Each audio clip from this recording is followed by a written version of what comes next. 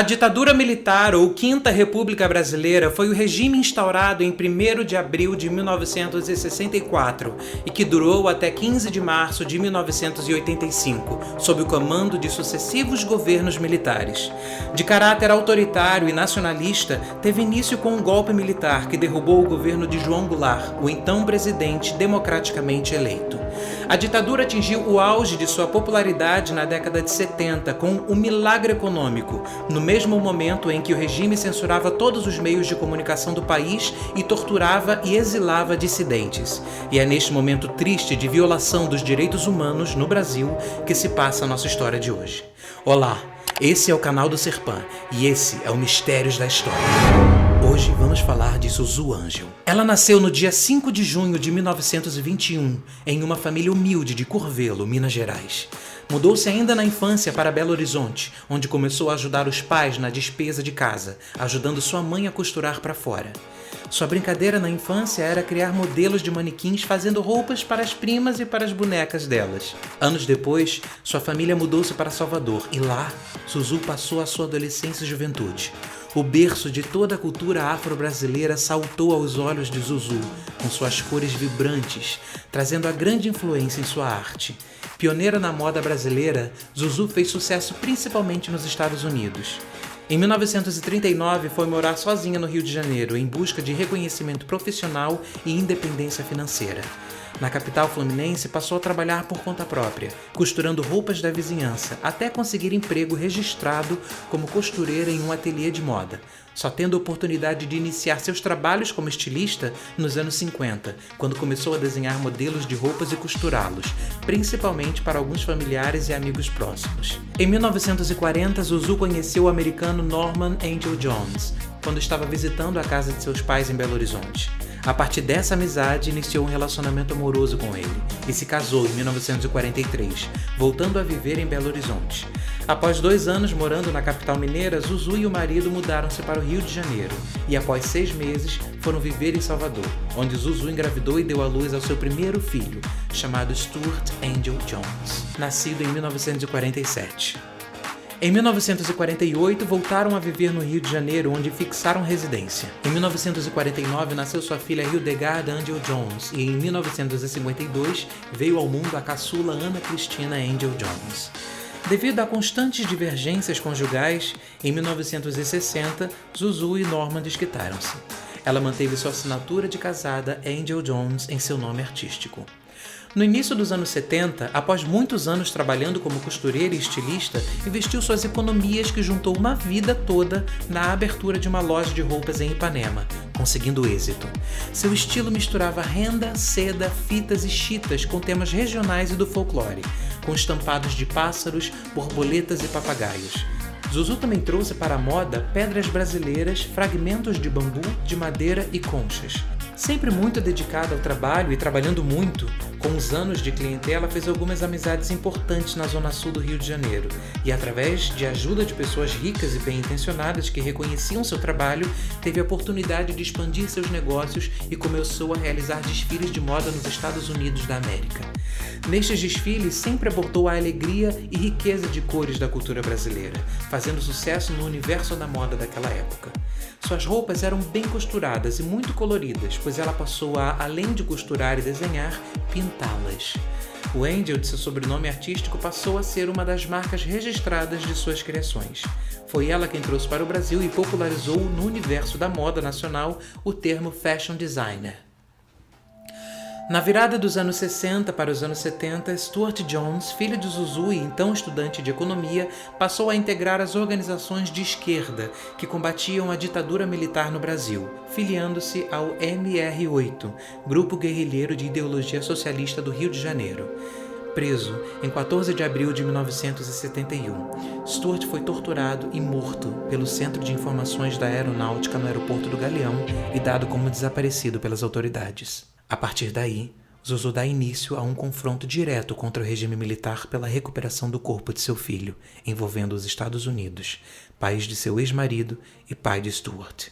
Como estilista, ela criou uma coleção estampada com manchas vermelhas, pássaros engaiolados e motivos bélicos. O anjo ferido e amordaçado em suas estampas tornou-se também o símbolo do filho. Em setembro de 1971, ela chegou a realizar um desfile protesto no Consulado do Brasil em Nova York, tecnicamente território brasileiro, pois uma lei da ditadura militar impedia que os brasileiros criticassem o país no exterior. Fazendo o desfile no consulado, que foi pego de surpresa pelo tema, ela não podia ser acusada de criticar o país fora dele. Em 15 de setembro daquele ano, sua luta chegava aos jornais internacionais, com a manchete do canadense The Montreal Star: designer de moda pede pelo filho desaparecido. 5 dias depois era a vez do Chicago Tribune trazer a manchete: a mensagem política de Zuzu está nas suas roupas. Suas roupas passaram a ser vendidas em lojas de renome como Bergdorf Goodman, Saks, Lord & Taylor, Henry Bendel e Neiman Marcus. Com sua relativa notoriedade internacional, ela envolveu em sua causa celebridades de Hollywood, que eram suas clientes, como Joan Crawford, Liza Minnelli e Kim Novak. Recorreu a diversos políticos importantes e celebridades para que ajudassem a encontrar o corpo de seu filho. Em maio de 1973, foi ao apartamento do general Ernesto Geisel, no Leblon. Durante a visita de Henry Kissinger, então secretário de Estado norte-americano, ao Brasil em 1976, chegou a furar a segurança para entregar-lhe um dossiê com os fatos sobre a morte do filho, também portador da nacionalidade americana. Um ano antes já havia feito a mesma coisa, entregando um dossiê escrito em inglês à esposa do general Mark Clark, comandante das tropas aliadas no fronte italiano durante a Segunda Guerra Mundial, que estava em visita ao Brasil no Hotel Sheraton, em São Conrado, Rio de Janeiro, para que entregasse ao marido. Seu caso também acabou chegando ao Senado dos Estados Unidos através de um discurso do senador Edward Kennedy, a quem Zuzu fez chegar a denúncia de morte do filho. Com um destemor que beirava a temeridade, certa vez tomou da mão de uma aeromoça o microfone de bordo de um voo para anunciar aos passageiros, abre aspas, que desceriam no aeroporto internacional do Galeão, no Rio de Janeiro, Brasil, país onde torturavam e matavam jovens estudantes, fecha aspas. Foram anos em busca do corpo do filho, sem poder dar-lhe um enterro, pois o corpo de Stuart nunca foi encontrado e consta como desaparecido político brasileiro. Mesmo depois de Stuart morto, o governo militar espalhava cartazes com o rosto de Stuart e o rótulo procurado. A busca de Zuzu pelas explicações, pelos culpados e pelo corpo do filho só terminou com sua morte, ocorrida na madrugada de 14 de abril de 1976, num acidente de carro na Estrada da Gávea, à saída do Túnel dos Irmãos, Rio de Janeiro, hoje batizado com seu nome. O carro, dirigido por ela, derrapou na saída do túnel e saiu da pista. Chocou-se contra a mureta de proteção, capotando e caindo na estrada de baixo, matando-a instantaneamente. Uma semana antes do acidente, Zuzu deixou na casa de Chico Buarque de Holanda um documento que deveria ser publicado caso algo lhe acontecesse, em que escreveu, abre aspas, se eu aparecer morta, por acidente ou por outro meio, terá sido obra dos assassinos do meu filho, fecha aspas. Em 1998, a Comissão Especial dos Desaparecidos Políticos julgou o caso sob o número de processo 237/96 e reconheceu-a como pessoa que, por ter participado ou por ter sido acusada de participação em atividades políticas, tenha falecido por causas não naturais, em dependências policiais ou semelhantes. Em seu relatório final, publicado em 2007, a comissão inseriu depoimentos de suas testemunhas oculares do acidente, sendo um deles prestado indiretamente, que afirmam ter visto o carro de Zuzu ter sido fechado por outro e jogado para fora da pista, caindo de uma altura de cerca de 5 metros. Apesar de várias provas, os ofícios internos da Marinha do Brasil, do Exército Brasileiro e da Força Aérea Brasileira foram uníssonos em afirmar que em suas investigações não encontravam evidências que corroborassem ou negassem a tese de que houve desvio formal de finalidade no uso de instalações militares. Em maio de 2018, o Departamento do Estado dos Estados Unidos divulgou um memorando datado de 1974, que havia sido enviado pelo diretor da CIA para Henry Kissinger, o então secretário de Estado. O documento revelou que a cúpula da ditadura não apenas sabia, como também autorizava as torturas e assassinatos que foram cometidos contra os adversários do regime. Estima-se que houve 434 pessoas entre mortos e desaparecidos durante o regime, além do genocídio de cerca de 8,3 mil índios. Em 2019, sua filha Hildegard Angel se dirigiu ao 8º cartório do Registro Civil da Tijuca, na zona norte do Rio de Janeiro, com um mandado judicial e conseguiu finalmente emitir as certidões de óbito de sua mãe, Zuleika, e de seu irmão Stuart.